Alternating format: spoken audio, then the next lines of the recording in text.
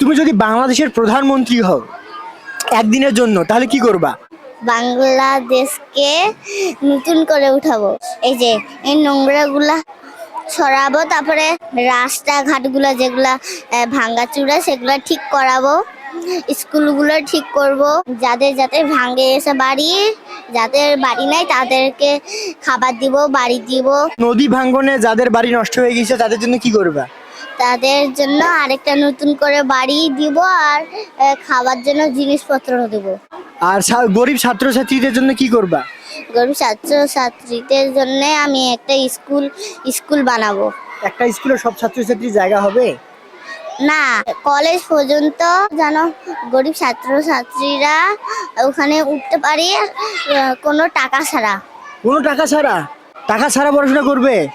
তো কেজি স্কুলগুলো সব বন্ধ করে দিবা? কেজি স্কুল অনেকগুলো স্কুলে টাকা দিয়ে পড়তে হয় না, ওইগুলো কি বন্ধ করে দিবা?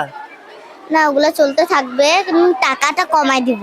টাকাটা কমাই দিবা যাতে সহজে পড়াশোনা করতে পারে। হ্যাঁ।